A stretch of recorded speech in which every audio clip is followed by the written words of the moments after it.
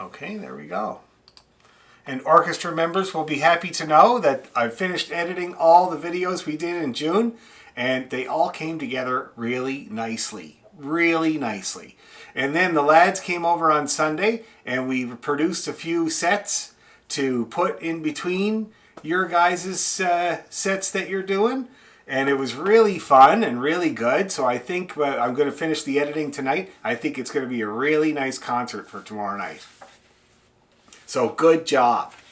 Great job. I can't believe we pulled it off. There was a couple of them where I really had to finesse where everybody started. Because, you know, this for the people that aren't in the orchestra, we made these videos of 8 fiddlers at a time back in June, because the orchestra has about 40 people in it. So we had 8 fiddlers at a time that came out to do the videos.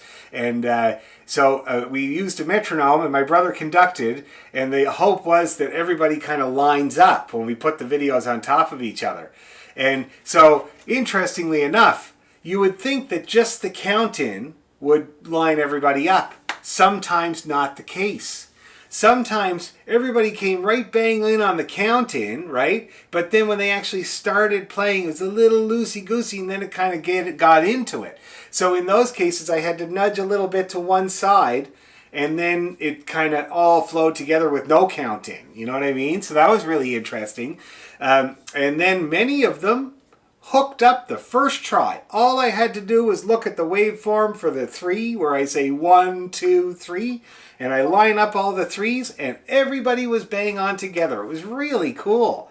Really, really encouraging, because that means that all that work we're doing on rhythm, keeping a steady rhythm, is starting to work out. See that? Starting to get in there. People are using the same length of note as each other, and using the same length of bow as each other. So very encouraging, and it's going to be should be a fun show there tomorrow night. Anyway, so shall we get warmed up? I'd say. Let's start with unless there's more questions, of course, or comments or anything like that. I love the videos, and I love the email questions. It's really, really good, and it can keep us all kind of thinking about how to expand. So keep them coming. Anyway, just going to mute everybody here. Okay, so I'd say we should start off with, surprise, surprise, maybe a nice G major scale, eh? Use all 4 strings and get her rattling. And then we'll do some double stops. So I'm just going to check my tuning, though, because I have had the fiddle out a lot, and I want to make sure she's bang on. It suffered a little bit on our trip because it was sitting in the car quite a lot. Never good. That's the one thing about camping.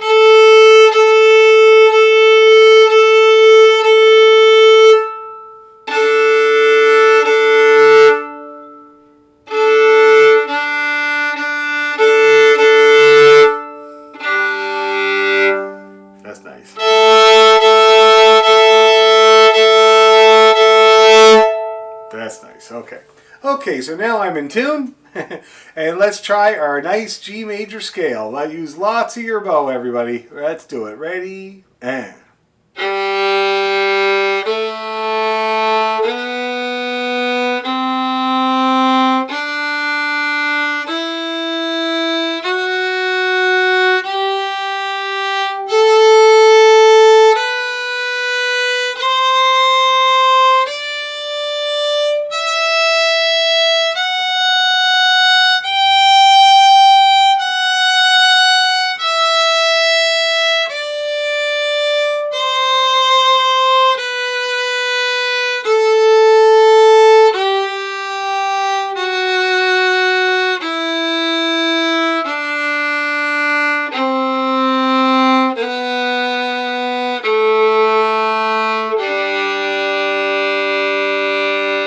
Okay, how's everybody feeling about that? Pretty good?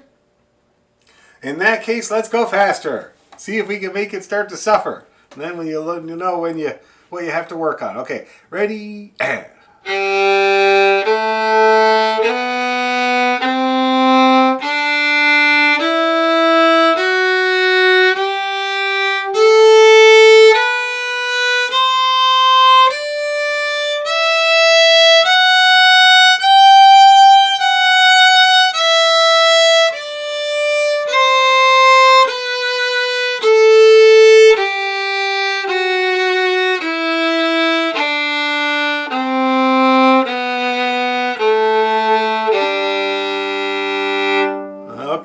How did that feel? Still hanging in there pretty good? That's great. Now let's do our arpeggios, and let's do it at the same speed, and let's do it twice, okay? Ready, 2, 3, go.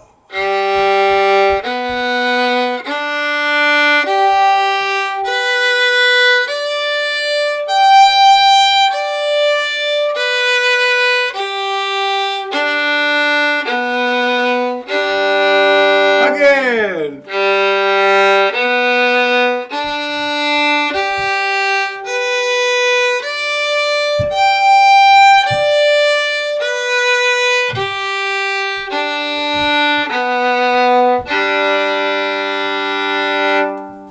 Now, how's everybody feeling about their arpeggio? Is it coming in pretty good? Cool. Now, the arpeggio is important because I think I remember mentioning that the double stops, when you use double stops or play double stops in a tune, for instance, the double stops notes that you use can be arpeggio notes in the key that you're working in, because they always work. So when you do your arpeggios, sometimes it's your opportunity to try doing that. So for instance, if I was to play the first the G,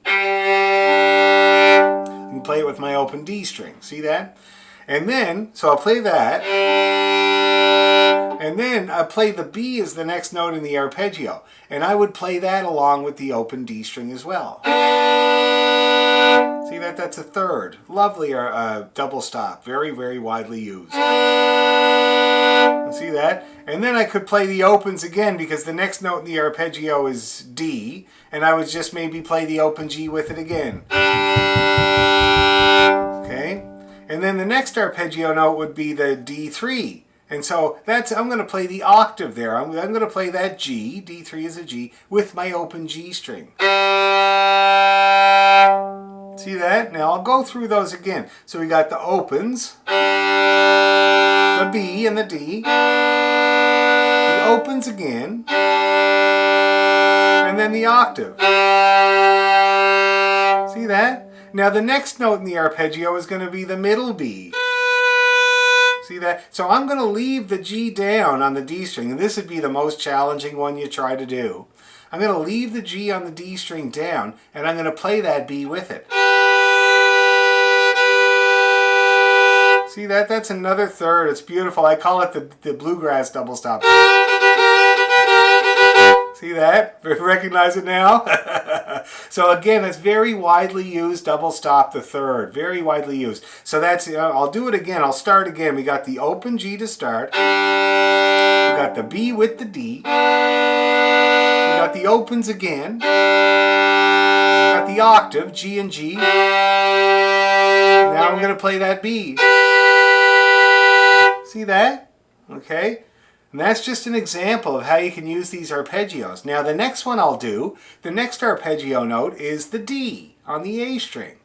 And if I were to play a double stop with that, I would just put my finger down on both the A and the D string there and play a fifth. Whoops. See that? That's a fifth. It's the same as your open string. Same interval, but you're using your finger.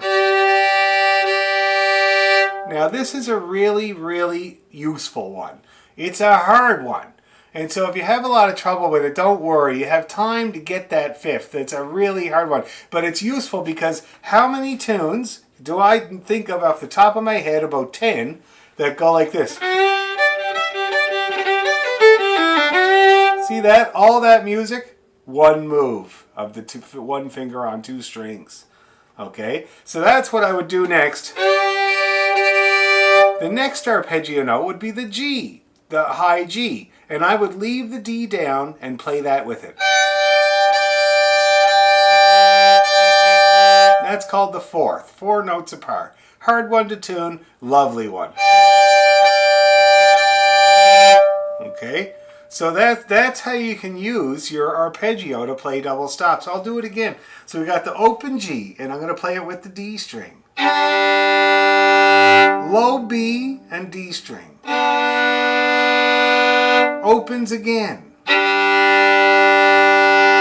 G and G. G and B. and G.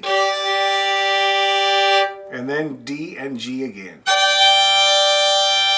See that? So different. They're the same notes, but you put them different one on top and it changes it completely.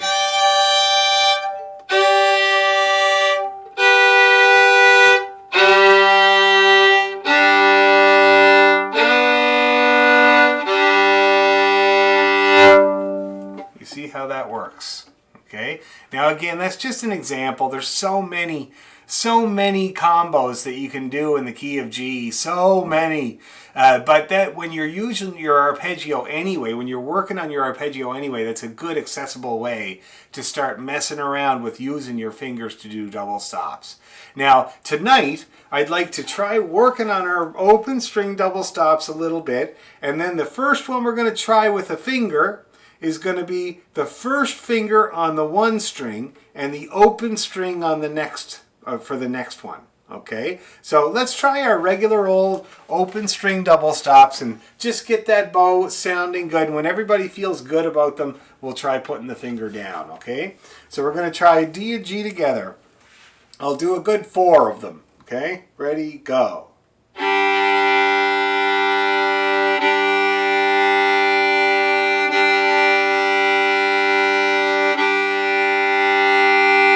D and A.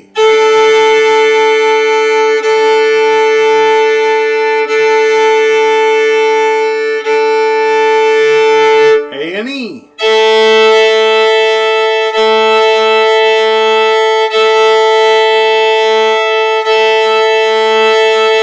A and D.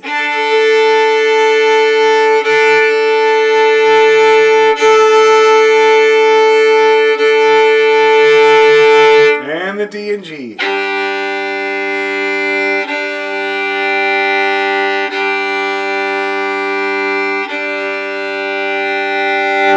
All right.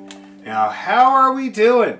Are people having some success with doing those open strings double stop? And I remember when I checked in last time, some people were kind of getting it on the 2 strings for part of the bow, and then it was kind of departing one string or crunching in a little bit too much. Is it going better? Are you having a better time with that? Okay, good. Let's do it again right away. Same thing. 4 on each set. Ready, go.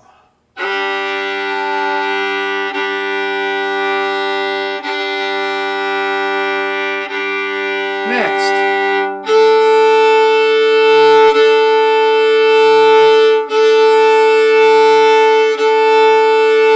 Next.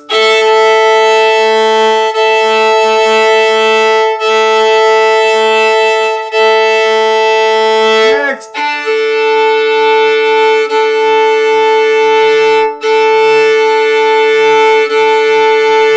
Last one.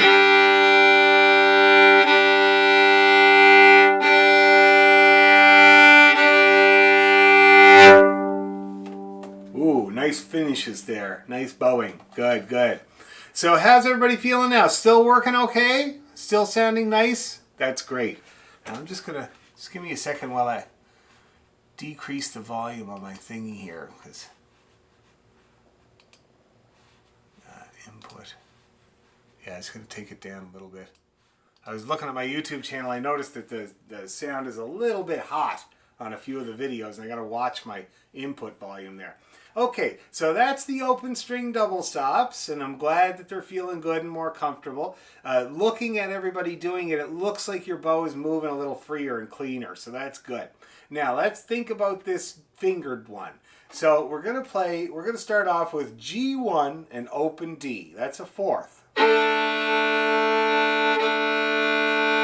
That's what it sounds like. So you want to check your low A. So mine's bang on, okay? And then you play it with that D string nice and gentle, and it should sound like this.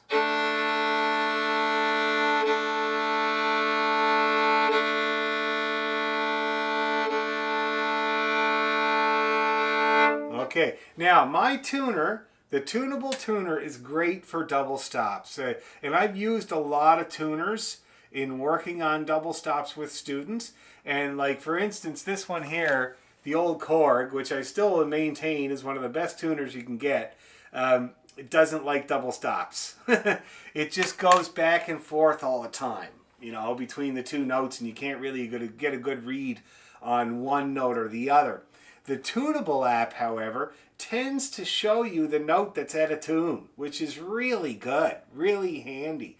So it takes guesswork out of it, and so in the fourth, for instance, a perfect interval, it'll really do a good job of that. Also the fifth does a really good job of that. When you get to the thirds and the seconds and the sixths, it's a little bit more kind of picky. You have to really be clean for the tuner to tell you what's going on. But with the fourths and the fifths, it's really easy to use. So it usually tells you which one is out of tune. Now the nice thing about doing these one finger on one string and an open string on the other one double stops is that hopefully your open string is already in tune, right? You don't have to tune it. You got to make sure your bow doesn't put it out of tune, which we've talked about before, but you don't really need to go and tune that note. Not like other double stops, you don't need to do this. With a lot of two-finger double stops, you do have to do that because you got to see which one is telling the truth, right? Sometimes it's neither. But with the open string ones, at least you have that reference. Let me show you how it sounds when you're at a tune, playing that double stop, and then I'm going to bring it into tune. You're going to hear that fourth come into tune. So here it's going to be, I'm going to play a flat. So I hope you brought your earplugs. So you can hear that. It's very glaringly apparent that it's out of tune. Now I'm going to bring it in. Everybody hear that come together there? I'm going to do it again so you get a really good chance to hear it.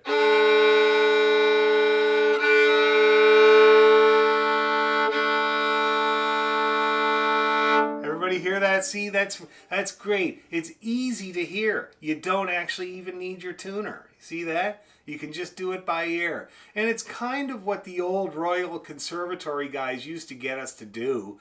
Like my teacher in Halifax, he was constantly doing that, getting me to check in with an open string to see if the note I was playing was in tune. Very useful way to do it, okay? So let's try a few more. So here's your low A, and I'm going to let you tune to me.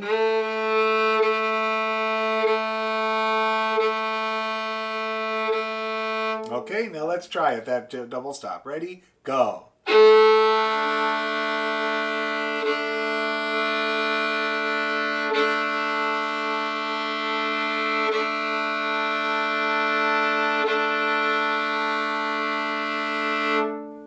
Okay, how's everybody feeling? Does it, oh, Catherine, you don't say it looks like you're feeling very good. Let me hear you try one. Well, the problem is my open D doesn't stay very open. My finger kind of thumps on it. Yes, and I forgot to mention about that. When I do these double stops, I actually put my finger, I don't know if you can see it here, but I actually put my finger on the other side of the string. See that? Yeah. Right on the outside. I get it right out of the way. And the nice thing about that is that all you got to do is kind of wrench over and you get your intonation power there. See that? You get your sharpening power of pressure just by kind of leaning your finger over, and you still don't touch that other string. See that? I'm always doing that. I'm always putting my fingers right out of the way of that other string.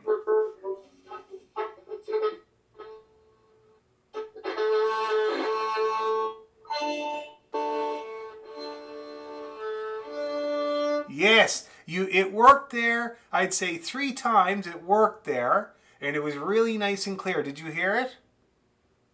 Good. Okay, so you're on the road. You just got to get that finger well out of the way. And it is a challenge for some people. Yeah, Jerry Holland used to complain about it all the time because he had great big sausage fingers. He used to complain about the fact, he used to say that to get his 2 in tune, he'd have to push his 3 out of the way. And then that meant that when he went to have to play the 3, he had to kind of remember that and scoot it back to where it was, you know? And then he said up in 3rd position, he couldn't even put his 2nd finger and 3rd finger together.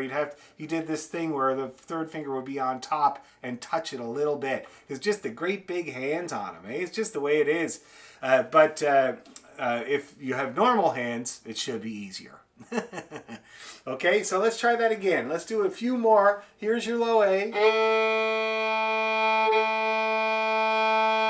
Okay, and then see how I'm going to get that out of the way. See, I did that with the elbow. Wrenched her over, make sure it's out of the way, and we'll do that double stop.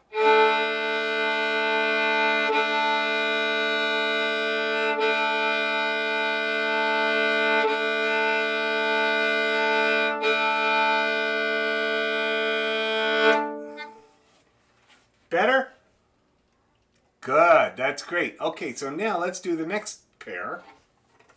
That's going to be D1 and open A. That's an E. D1 is an E. So I'm going to play the E for you.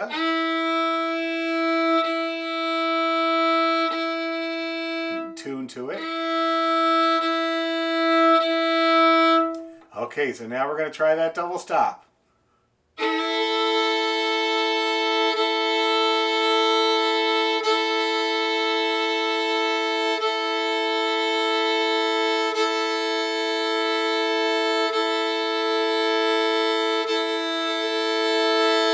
I'll just let you have a look at my finger here to show you again. You can see that my finger is actually on the D string and a little bit on the G string. See that? Because I'm getting it well away from that A string. Totally out of the way to let the A string ring. That's what it looks like when I do it. Let's try a few more. Here's your E. And let's do it.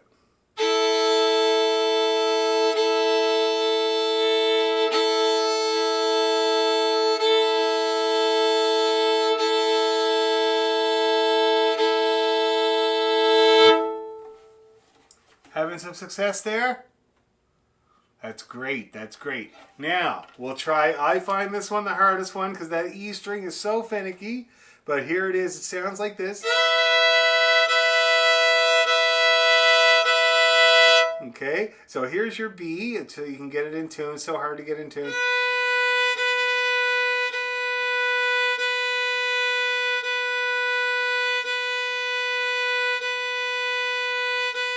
Okay, now let's try that E and B.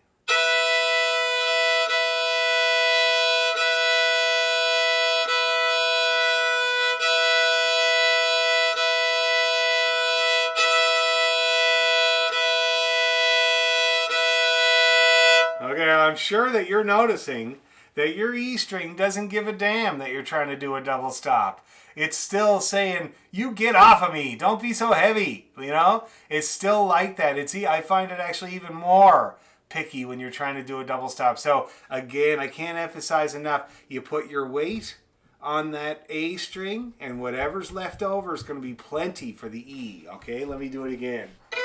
Here's the B.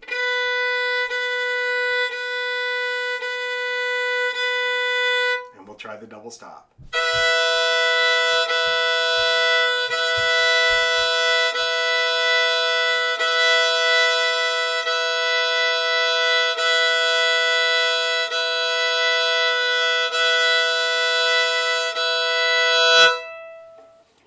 All right, is it better? Yeah, you got very sensitive with that E string. Okay, so let's go through them again. We'll do 4 on each one. So we'll start with the low A. We'll do 4 of those and then we'll move on, okay? Ready, go.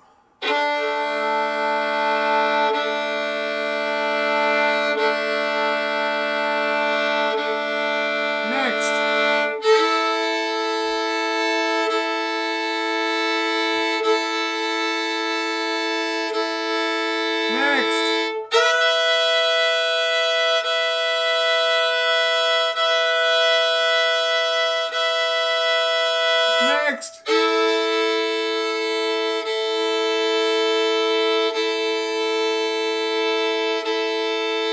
Next.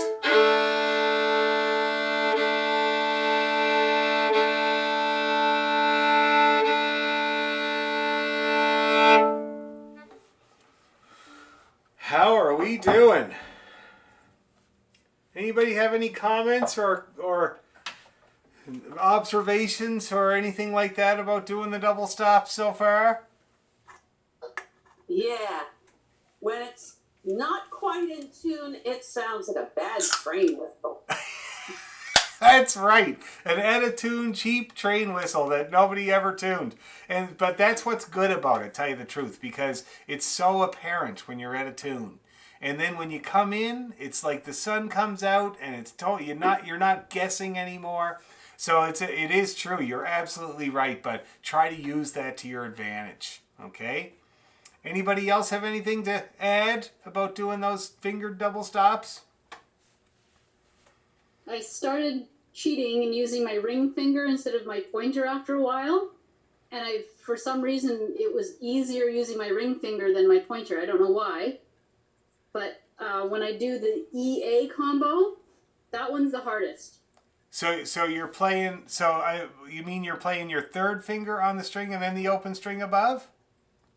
Oh, that's a second. Wow. So okay, well, I'm glad you're having a better time of it. A second is hard to tune. All right. It was apparently, Thelonious Monk, the jazz piano player that made such whacked out music. It was his favorite interval. So that's this here. And that's in tune. Eh? That's a bang on second. So it's got a bit of crunch to it. I have to say, I love it. I pop it in all the time to get my buddy Brian's attention when we're playing tunes. I'll stick a few seconds in there to make sure that he's still awake. You know what I mean? Because it's very effective, and I just love it. But it is harder to tune. So I'm glad you're having a good time with the mechanical, but it's going to be a little bit harder job to get it in tune. Here's the difference. Here's the second. And that's in tune. Here's the fourth. Do you guys hear the difference there? Yeah. One is easy to tune. One takes a lot of listening. So make sure you keep that in mind. Anybody else have any observations? Or should we just try it one more time? Let's do that then. Have a drink of bubbly. Okay. Here we go. Ready? And...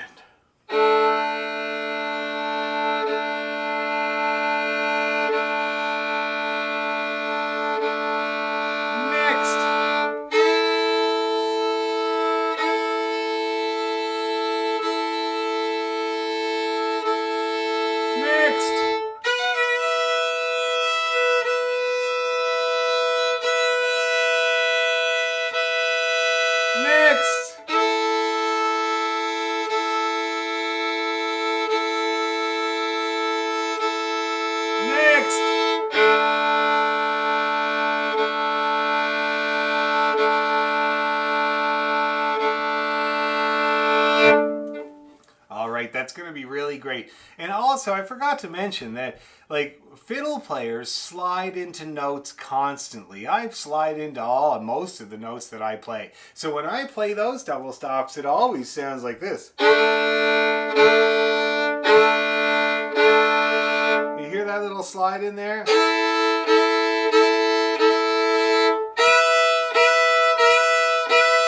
So you might as well do it because, first of all, it helps with the tuning so much. You hear it come up and lock in and your ear is like, yes, I know we're in tune. So it helps with that so much, but also you learn how to slide. And you might have a chance once in a while at sliding into a note when you're playing a tune. It'd be really nice. Very fiddly thing to do. Okay? So anyway, so there you go. So that's going to be your first kind of dabbling into the double stops that have fingers down. Okay. Now the reason we're talking about this is because Deborah mentioned that I was playing Wild Mountain Time on the YouTube there, and I was dressing it up pretty good near the end with lots of double stops, right? So I'm just going to play it now, and I'm going to give you an idea of some of the double stops that I play in there in case you're trying to do it on your own. So let me see. Now, does everybody recognize that one now, which is off the top?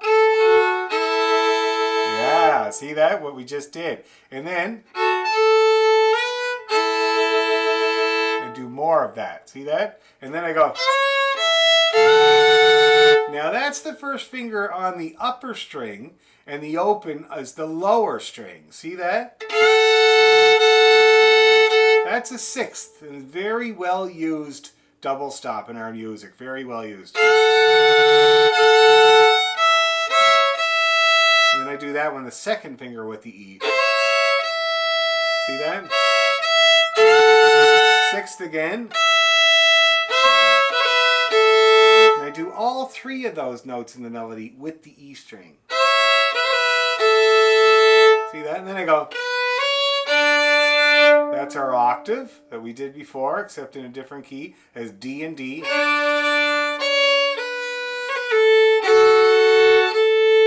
That's F sharp and A together.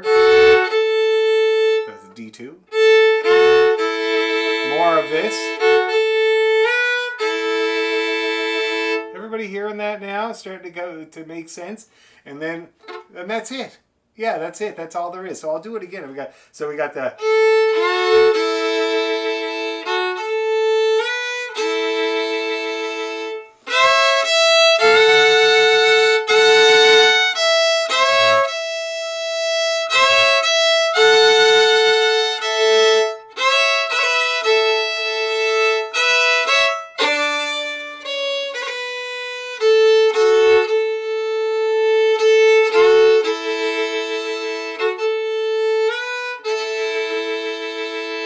You see how that works there. It's simple, isn't it? It's not really complicated. There's just a few that I'm doing in there, okay? So why don't we try this? Why don't we, first of all, we'll play Wild Mountain Time together just to get the hand doing it.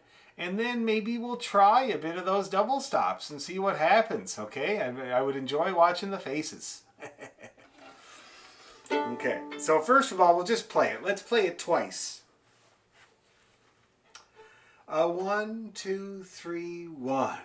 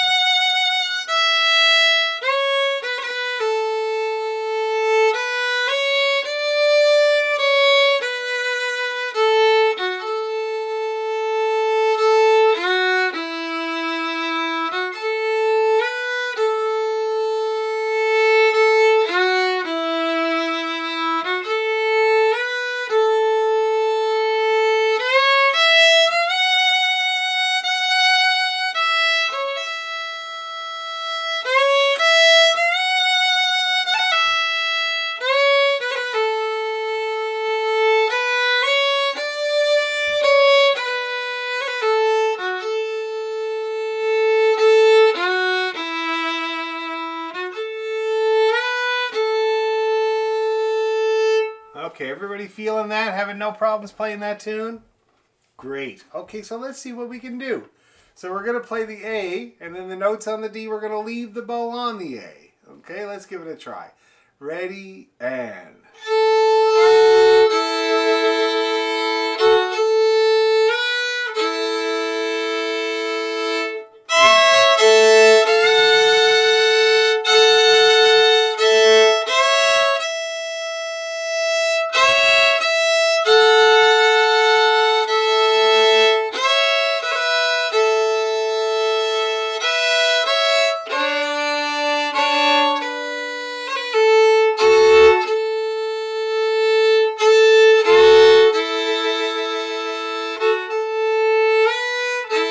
Let's do it all again.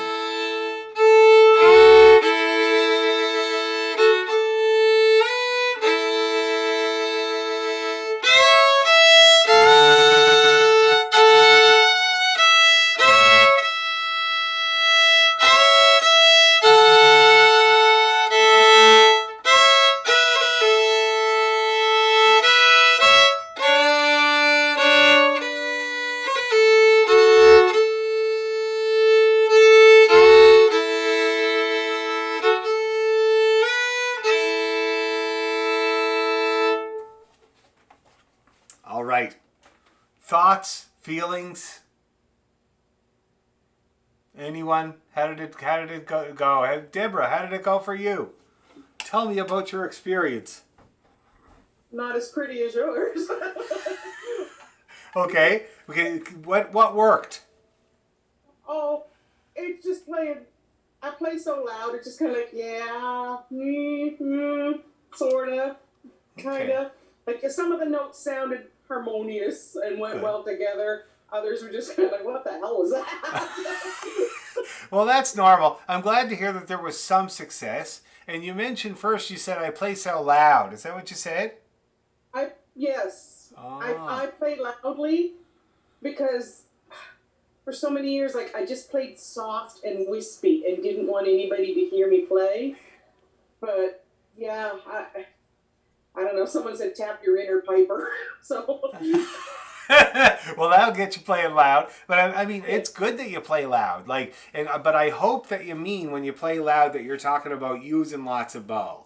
Because yes. okay, good. See, that's good. Now it makes the double stops harder. That one thing you might have noticed when you're playing double stops is that the more real estate you have to cover when you're on two strings, the more tricky it is, right? The ends are tricky when you're on the two strings, yeah.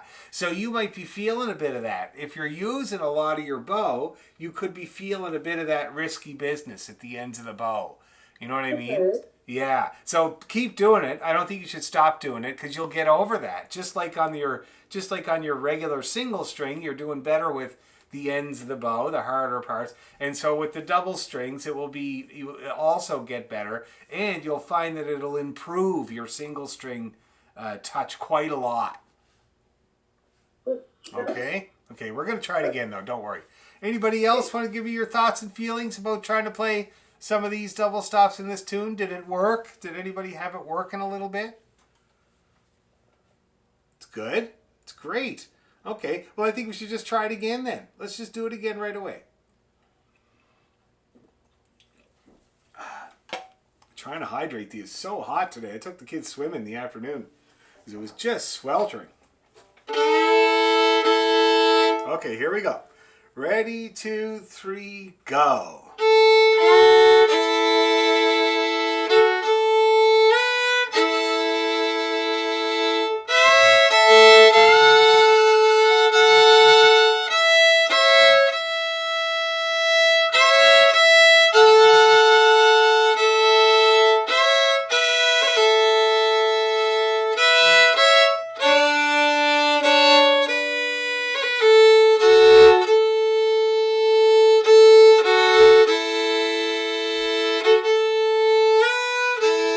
Again.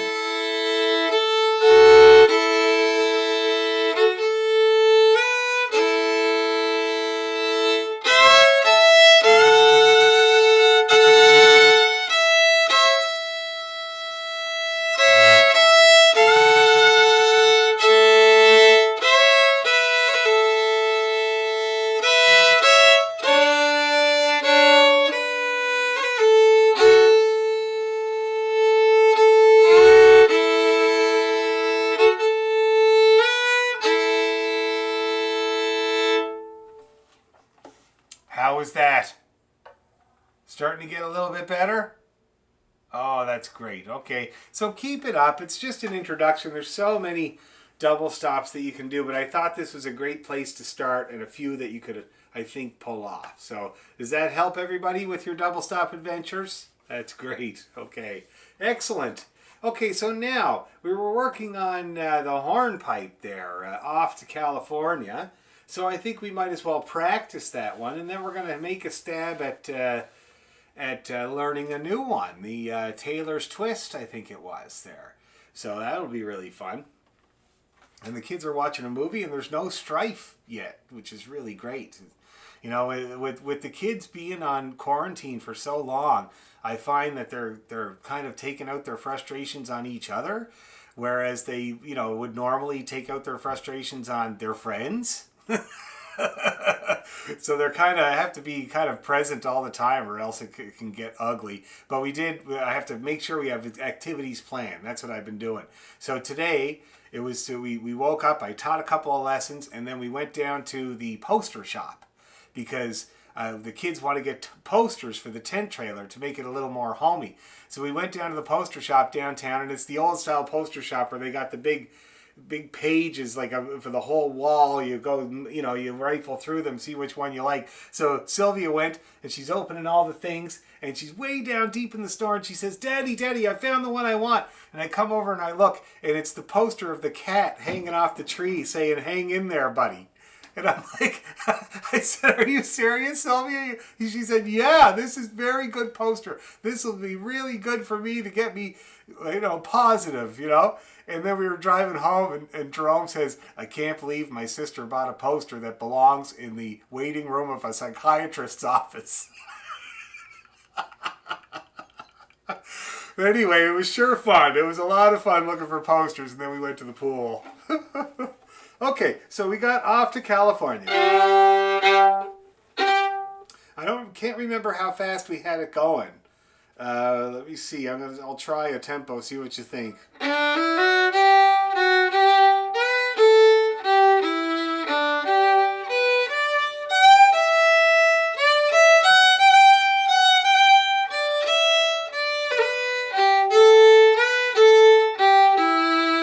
You think that'll work? You think we can try it at that? Let's do it a good couple of times at that tempo, all right?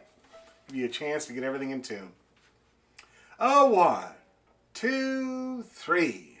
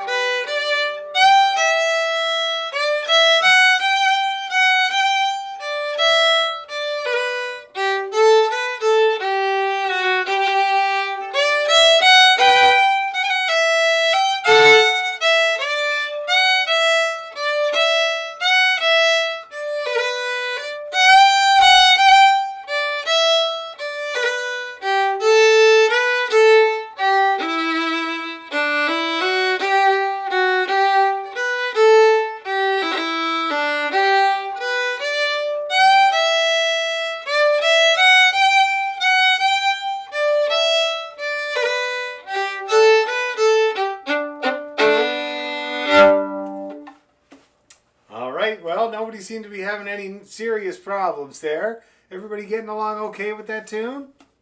Oh, that's great. Did you hear a couple of little small double stops I stuck in there for you to notice? Did you hear any of those? Yeah, and they weren't any of the ones that we haven't been making a stab at so far, okay? So they would be ones that you might be able to do. Shall we speed it up a little bit?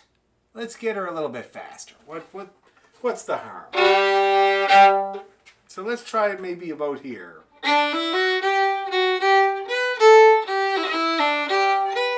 Okay, 1, 2, 3.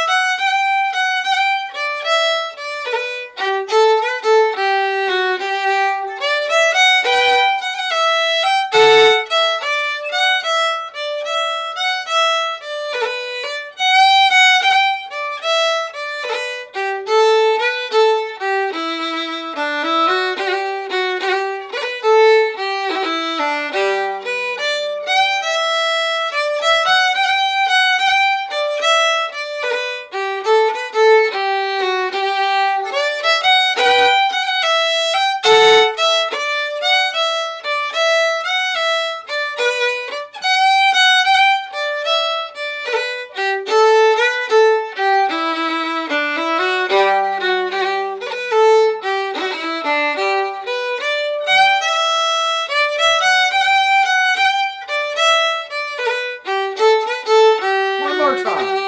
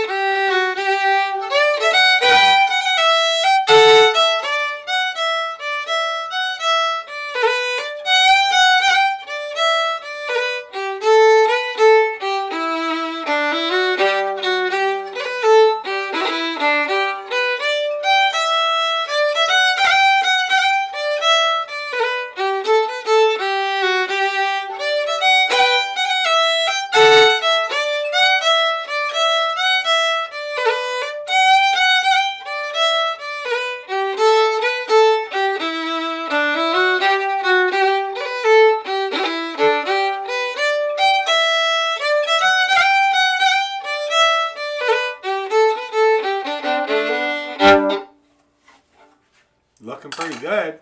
Nobody seems to be having any problem at that tempo. How you feeling? Everybody getting that tune all right?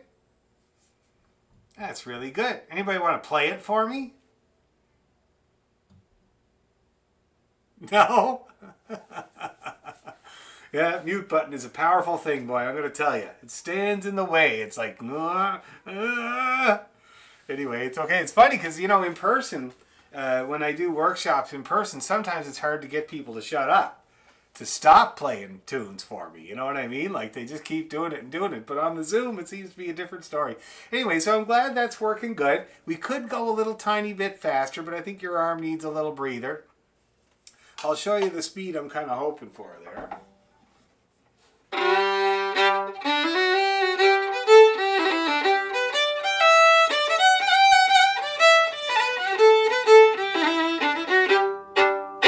Kind of about that tempo. Now let me see what that is. That's about. Oh wait, hold on. I better try it again.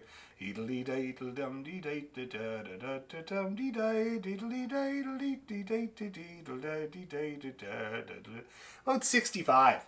That's about 65 beats per minute on my metronome. Okay, and we'll give it a try at that speed. We'll just give it a try and see what goes wrong. We'll just do it once. I'm gonna rosin my bow. I was very sorry to have to pick up my bow from Heinel and drop off that beautiful French bow. But I will say I had to play a session on Saturday after we got back from Nova Scotia on Friday. On Saturday I had to play a session at Dorakio. And it was fairly loud because there was quite a few people in there. And I was wishing for my big fat German just a little bit because the French bow is beautiful, the sound is beautiful, but when you're up against a loud room, sometimes it's a little bit more work because it's so light you have to add all the weight yourself, and so I was feeling it a tiny bit, but not that much, believe me. Hey Heather, I like your little bug tent there. That looks pretty cool. Are you up in Perry Sound still? Yeah, I live up here. Oh, you're living up there permanently, is it? Yeah. Oh man. Well, that's pretty. You need the bug tent if you're living up there. Sure do. Yeah, and it was hotter in the house than out here, so I'm out here instead. Yeah. My wife is in Aurelia, right? Well, Rama right now at National Music Camp, and they have a small contingent of campers this year that were willing to come, and take the risk. And Jen, of course, is fully vaxxed and tested and all that stuff. But they have to have their classes outside with the kids. And so the guy who runs the camp, his idea was, I thought he was going to get nice bug tents like that or those marquees for folk festivals. But she sent me a picture, and it's like a 4-man tent you buy at Canadian Tire that she's teaching in.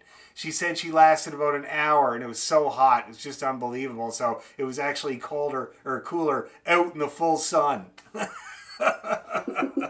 But the worst part about Jen going to camp was that she got up there. She went up there on the Saturday, and then she texted me that night and said, I forgot all my bras.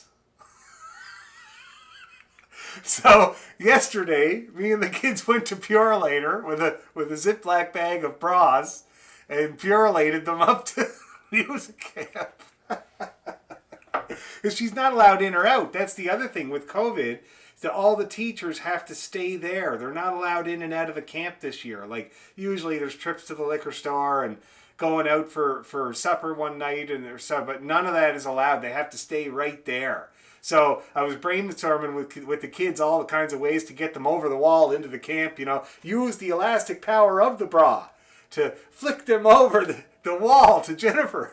But anyway, we're going to let Purelator do it. Okay, so I'm going to set my metronome at 65, and we're going to play this tune and see what happens. Come what may. Turn the sound off, though. I'll just use the light.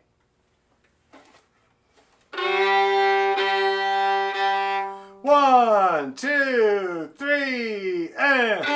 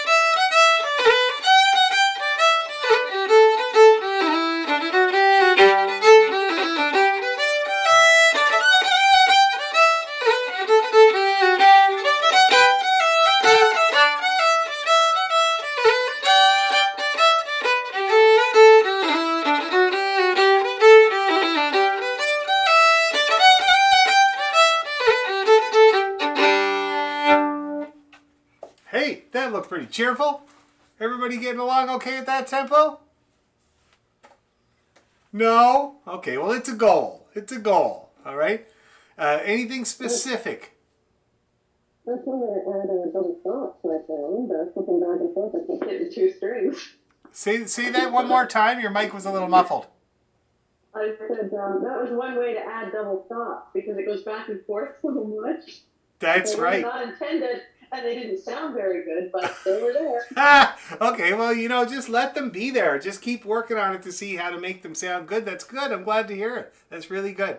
Okay, goal. So that's going to be a goal. 65 is going to be a goal. So back it up. When you're practicing, back it up, say, like, I don't know, back to 55 or whatever works, right? You practice it at the tempo where it works, and then you try the 65 and see how you do. One of these days it's going to work out, okay? Now let's see about this Taylor's twist here. I got to get the version up. It was hard to find a decent version. I remember that. Let's see here. Here it is.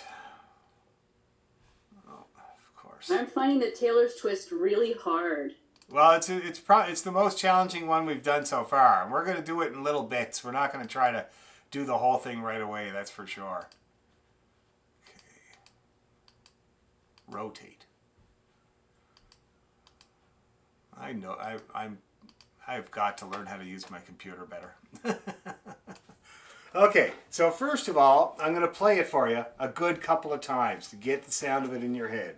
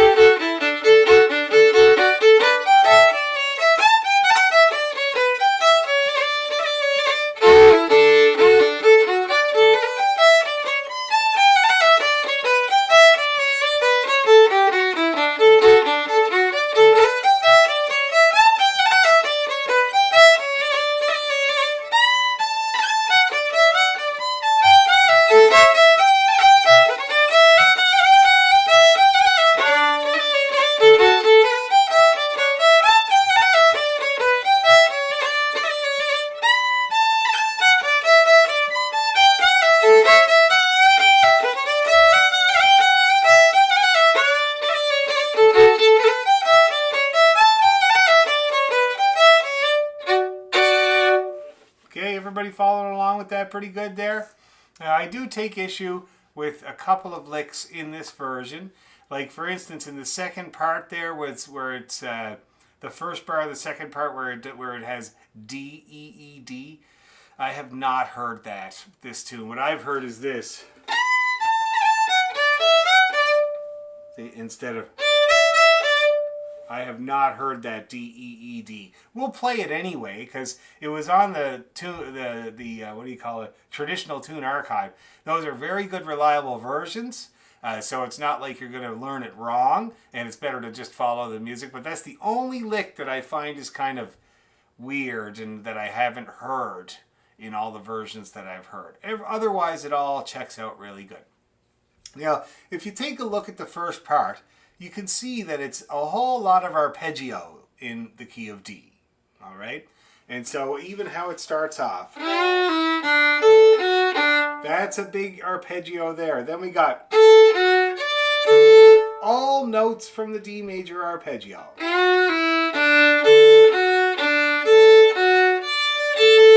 See that? And then we go B to G. And then up to the high B. And then it's just a straight scale down. And then you go back up. And then you do this little scale they got here. And you do the first phrase again. You see that? So I'll go over that again. We got the D major stuff in the first bar. B to G. And then the second phrase continues down that scale. Then this little scale with jogs. Down we go. First phrase again.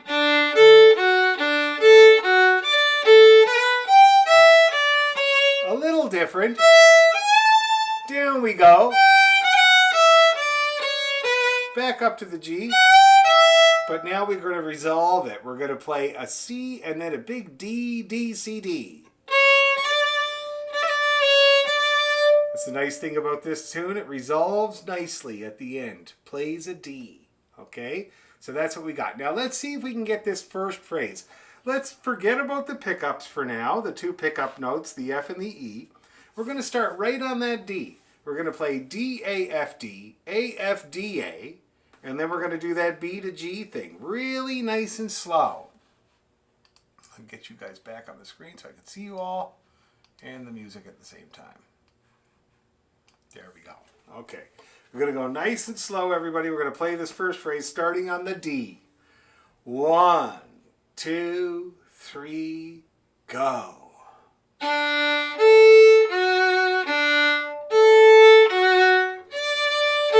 to G. High B. And let's just stop right there because that's kind of where the first phrase stops. Okay? Now let's do it again. Same exact thing, just those two bars. D arpeggio to start. Ready, go. A, F, D, A, B to G. Down we go. High B. Okay? Let's do it again one more time. 1, 2, 3, go.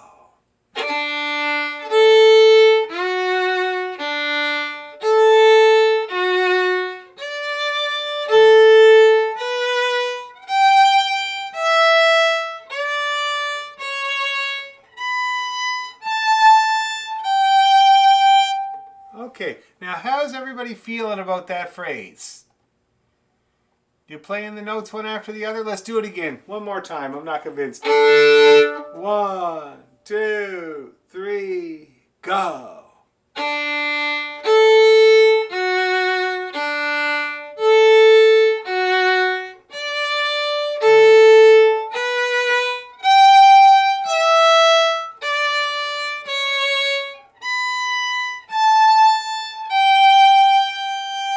Yeah, that looked much more confident. Is everybody feeling okay about that phrase?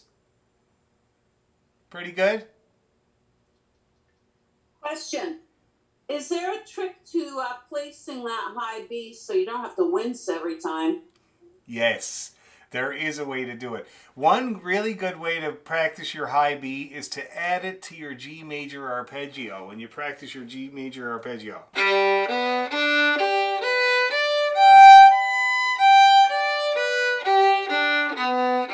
See that? The other thing, the more immediate fix for you for right now is to try to put down all 4 fingers. Okay? By the time your fingers take up the space on the E string, right, the usual space, your 4th finger should be just the next note up with a tiny gap between your 3rd and your 4th finger. Here it is.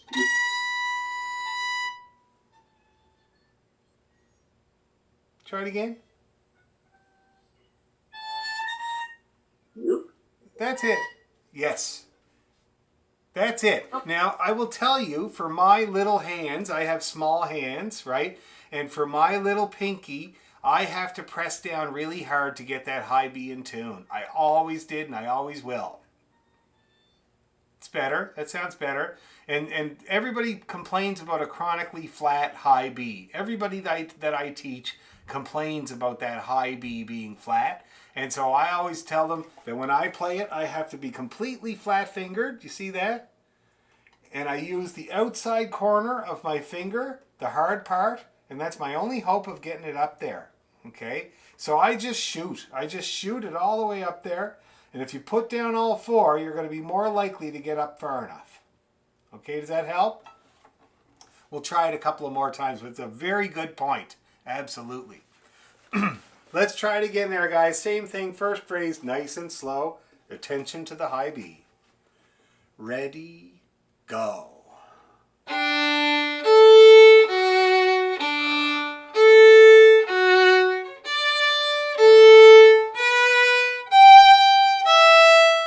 Here we go.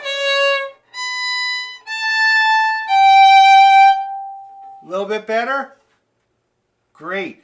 Now, the second phrase continues down the scale.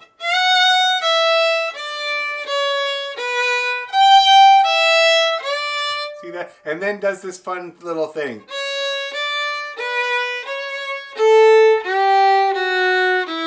So let's try that. Let's go down the scale from F. And we'll go the two bars, the last two bars of the first line. Ready, slow. High G, E, down we go. 2, 3, 1, 2, open A, down we go. That's how that works. Let's do it again exactly like that, except better. 1, 2, 3, E1.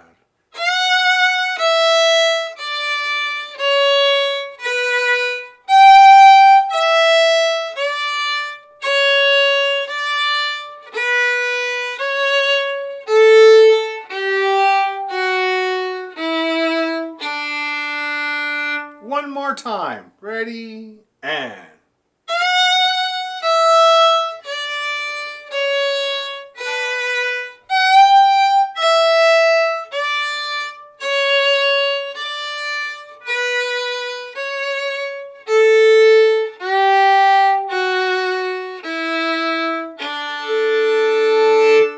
Okay, everybody getting that middle phrase there? It doesn't start very strongly because it really hooks up with the scale that comes before it, okay? Let's try it one more time and then we'll do the two phrases together being the whole first line. One more time with the last two bars. Ready, and.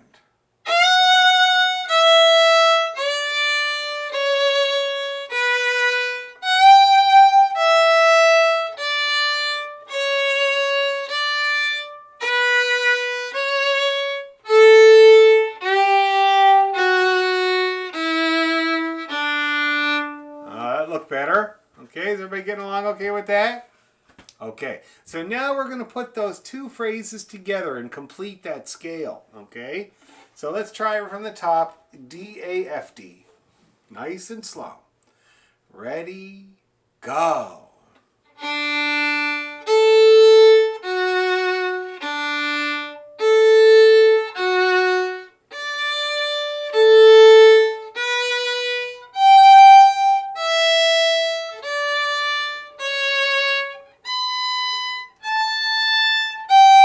Down.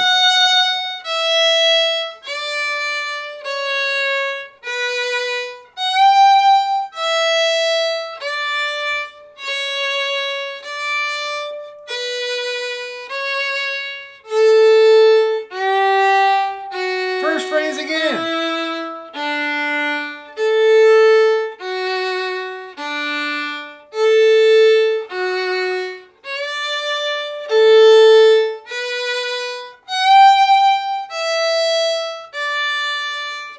E, A, down we go.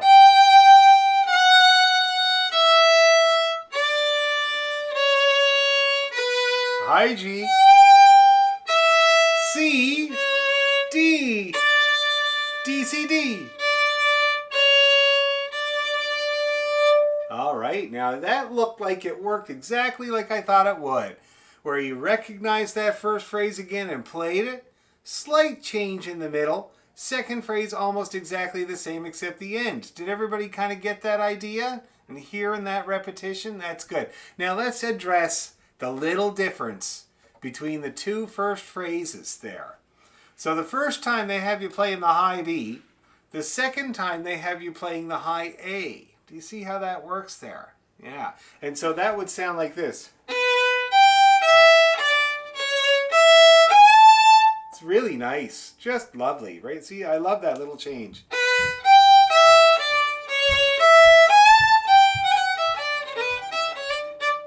Now this is the type of thing, that slight change between the two phrases, that's the type of thing that me and my buddy Brian monopolize on. And we'll be swapping those, and then swapping them back, and then making up something a little bit different for that thing that goes to A. You see that? This is a classic example where different fiddle players might change the connecting phrases slightly, and it's a nice example of it. See that? It's only a slight change, but it makes a big difference. Okay, now let's see if we can go right from one end to the other one more time there, ladies. We're all ladies here tonight. I'm glad that we're all ladies and I did the bra story. Here we go. 1, 2, 3, and...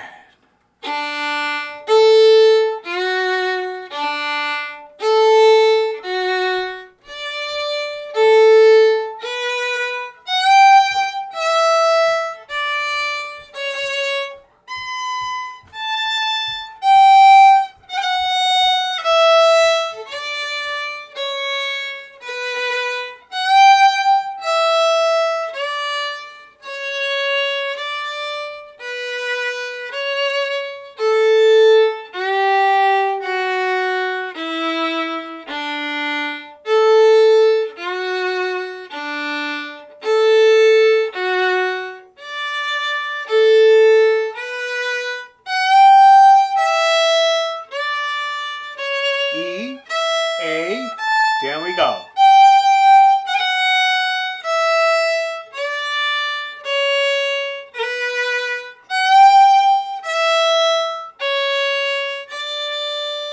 D, C, D. One more time, let's play the pickups.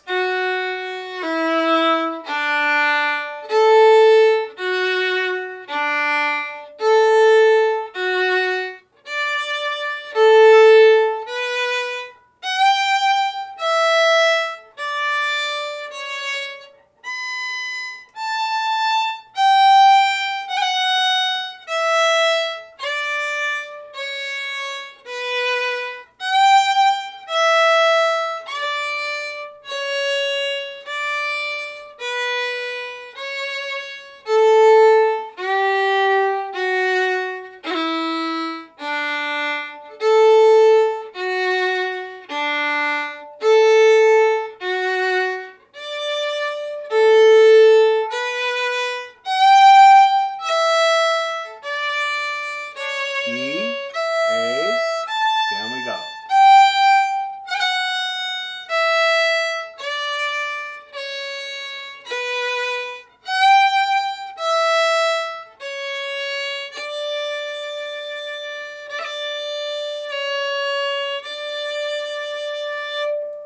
How are we doing? Pretty good? Anybody having any problems that I can help with at this stage of the game before we start taking the grinder to it?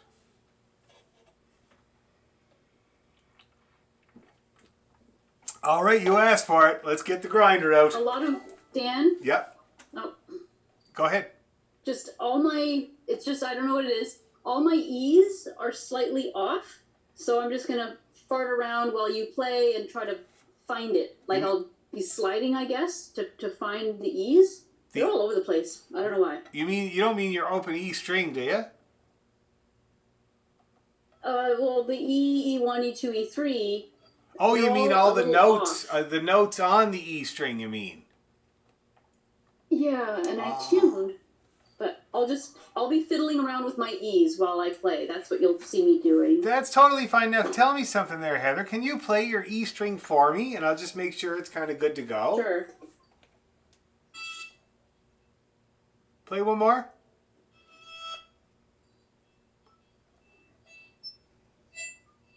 You're slightly sharp, yeah. That's better. That's better. Is it too low now? I think that's it. Yes, you're right. Now, before you were sharp, and I'm going to tell you one thing about the E string that I'm sure you've noticed is that when you're out of tune on the E, you can really tell. You notice that? The higher you go up in the register, the more glaringly apparent it is that you're out of tune. So when your E is a tiny bit sharp, yeah, it's going to affect every note you put down. So I'm glad you got it in tune first. That's probably going to help. Anyway, let's try her again. Let's try it a good few times, and I'm going to speed it up a little tiny bit as we go along. And let's do the pickup notes this time. I would do them both in an up bow. The F and the E.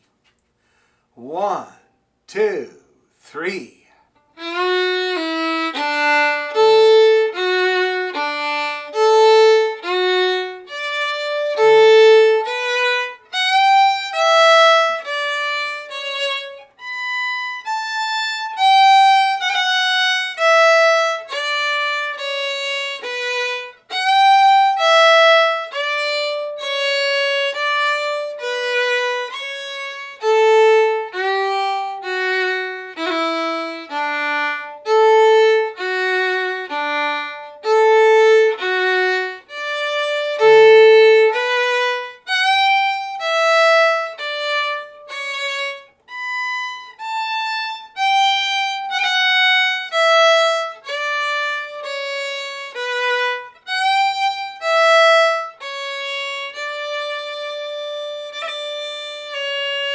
Again.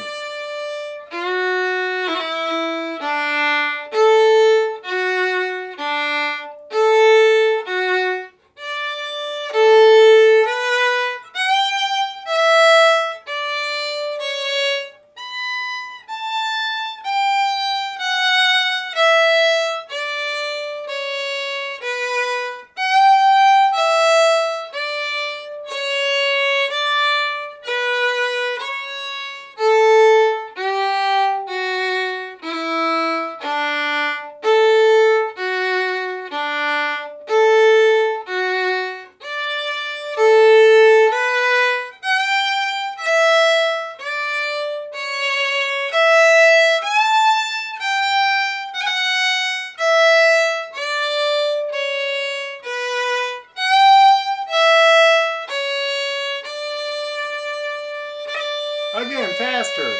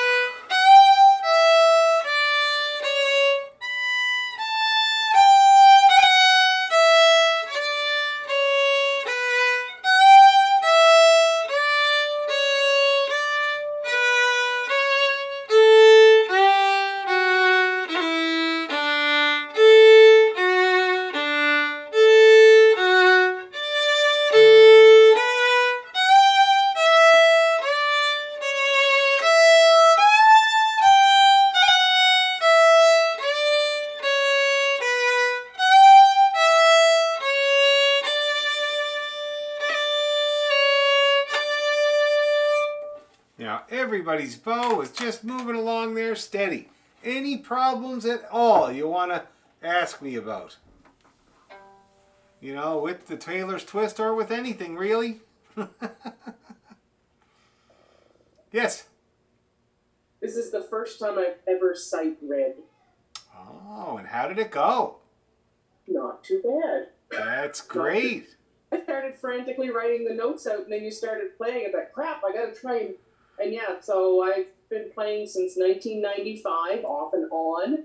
This is the first time I've ever read the actual black dot notes. Oh, that's great. I'm so glad to hear that. Now, it's probably because of the arpeggiatic nature of the tune, eh? Your hand already knows half of it. Have you guys noticed that? Because we practiced the D major arpeggio before and the scale, and so your hand actually already knows a lot of this tune. Do you see what I mean? It's a really good, it's a very useful thing, believe me. Now, have I told you, Deborah, the few little tricks for sight reading that I've learned over the years? I know you had said if the line was through it, that it was an odd one. Yes. On the solid, like in between the two Space.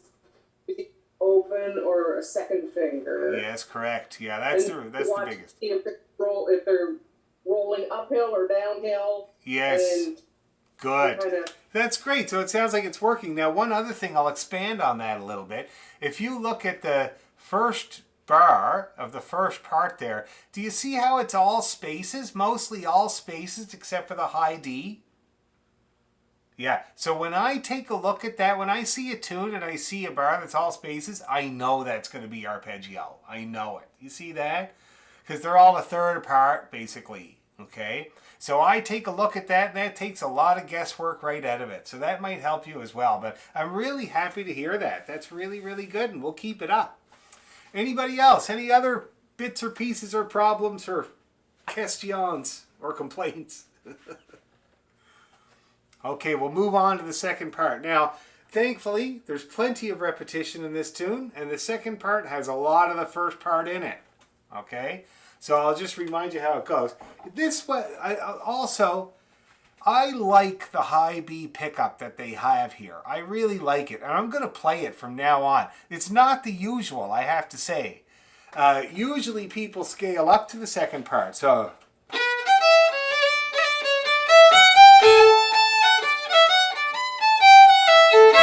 see that? That's the usual. That's what people use. So they go from D all the way up to where that second part starts on the high A there. Do you see that? They do a big roll on it, just like it says in the music there. But the high B, I really started to get to like when I got this version off the internet. So it's...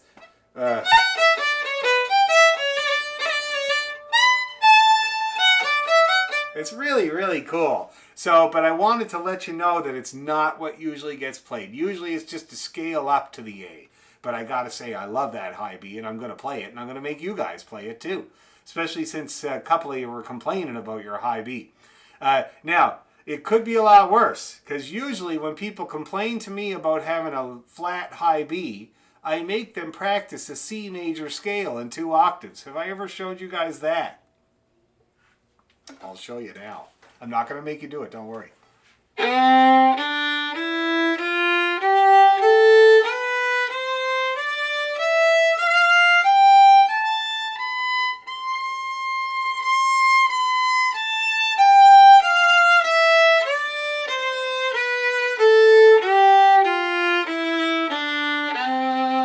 See that? So the high B, oh sorry, that's the high C there. And that's kind of the stretched position of your 4. See that? People often forget that just like all the other fingers, your 4 has 3 positions. So here's B flat, right, tucked right up next to your 3rd finger. And you got to be really tight with it. And then here's B natural, tiny bit of a gap. And then since there's no black note between B and C, here's your C. See that? It's just the next semitone up.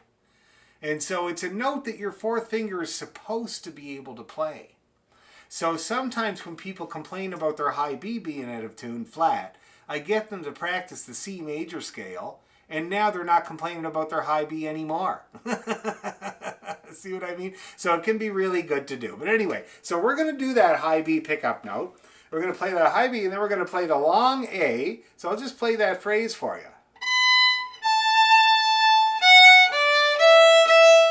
Another high B. That's how that phrase goes. It's the oddest one of the tune, okay? So let's try it together. We got the high B and then a long A. 1, 2, 3. D, E, E, D, high B, down we go. Arpeggiate. Yeah, that's it. That's looking right. Let's do it again. High B. Ready?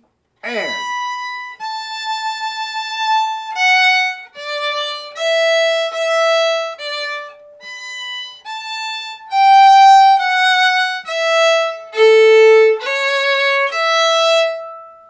Everybody starting to get that? Let's do it again. So, right, same thing. 1, 2, 3.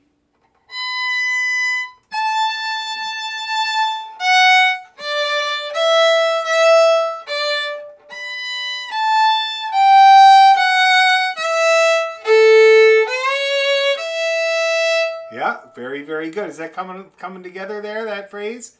It's the weirdest one. And then the next phrase is a great big long G. And then an A. Up we go. And then we got the G. F, G, E, G. Down we go.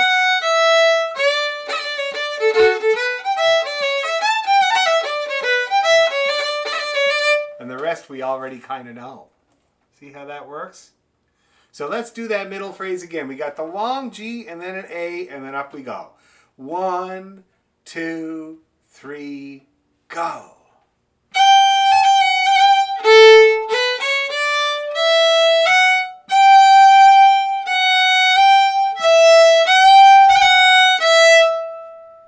Okay, let's do it again. Ready, 2, 3, go.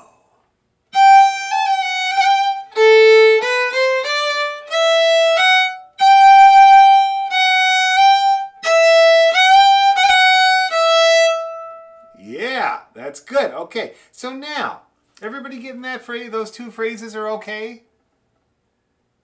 For the most part? Okay, so now we're going to try to do them together. So we're going to start at that high B, and we're going to keep going. See if we can get right to the end. Theoretically and by rights, we should. 1, 2, 3.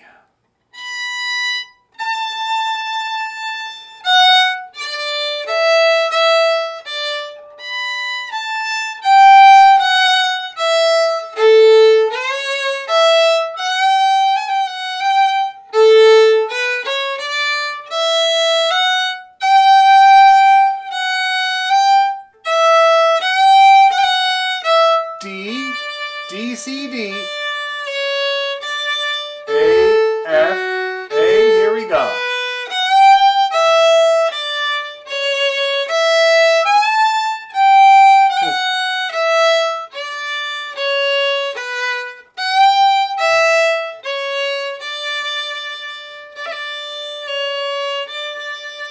Okay, now before we try it again, let's get that one phrase that's unique in this tune. There's one phrase that's unique, and it's the first bar of the last line.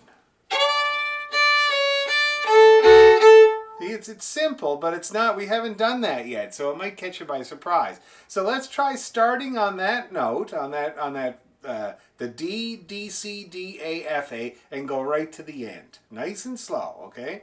Ready, and.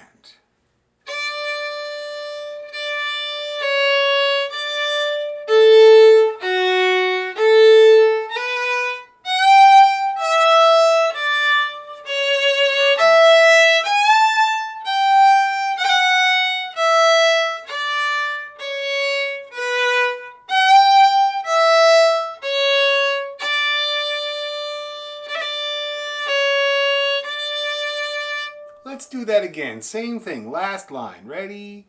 And.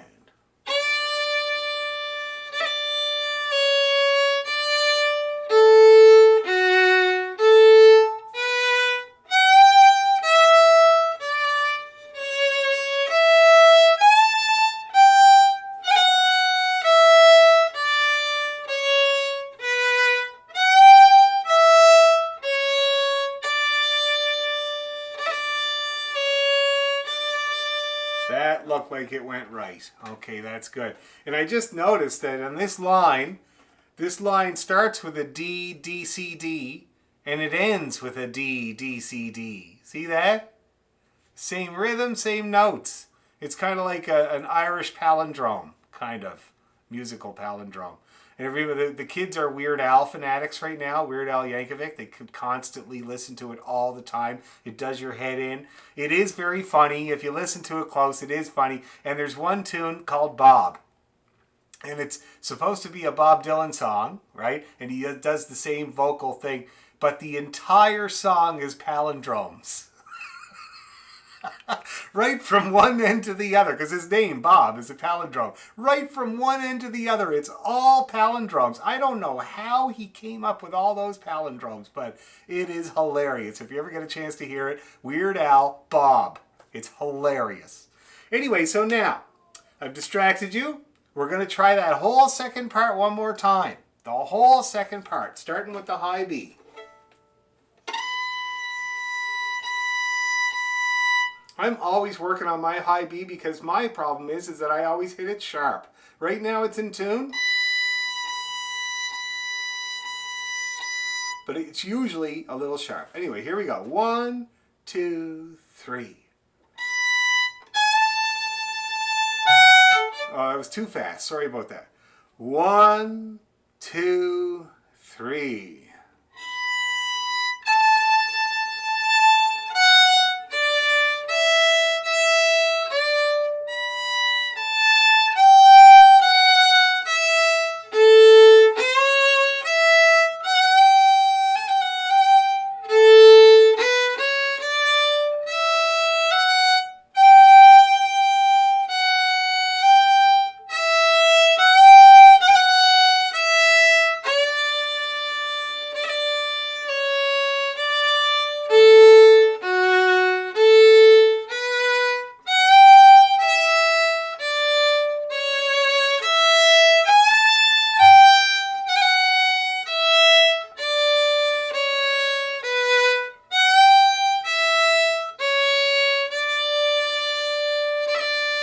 Again, high B.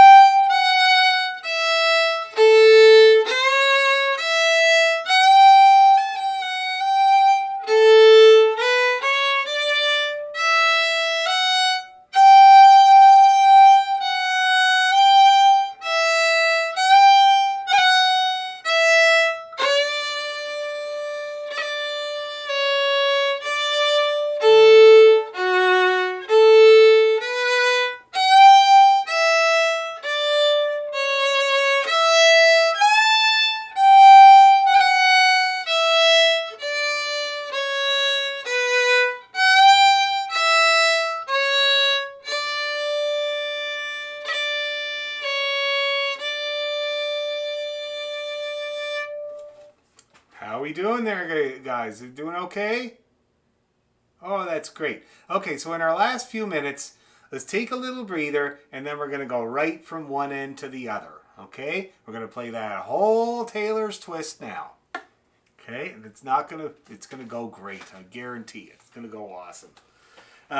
So on Thursday, I don't know how many Torontonians are here. There's only a few. But on Thursday, North Atlantic Drift is doing their session at Dorakio.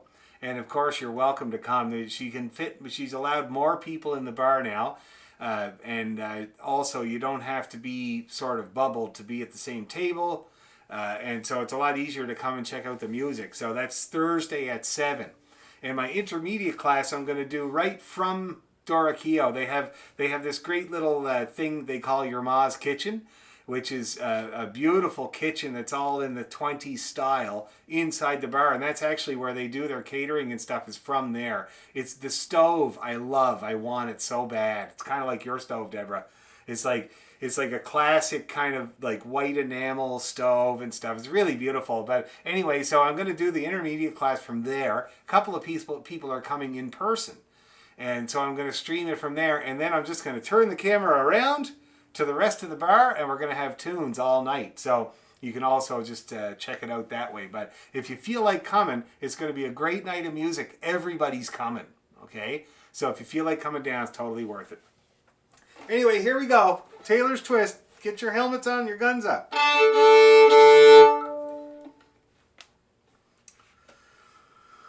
Okay. 1, 2, 3.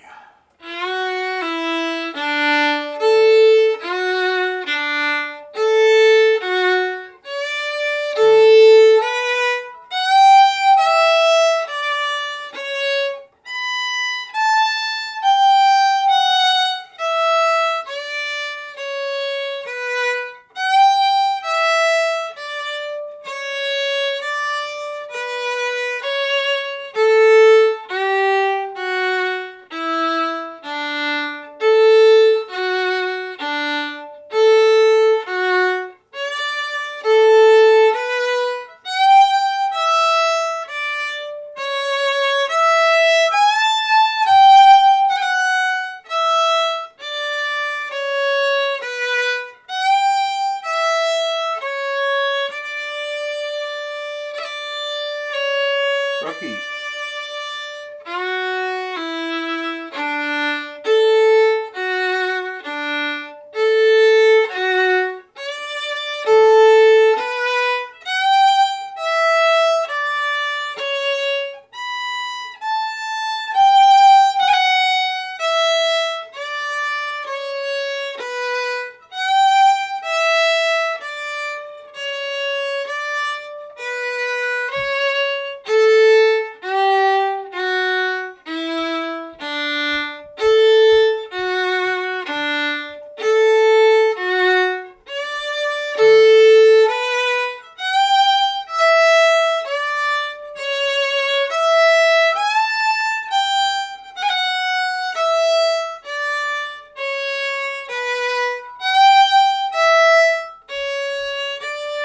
Here we go. High B.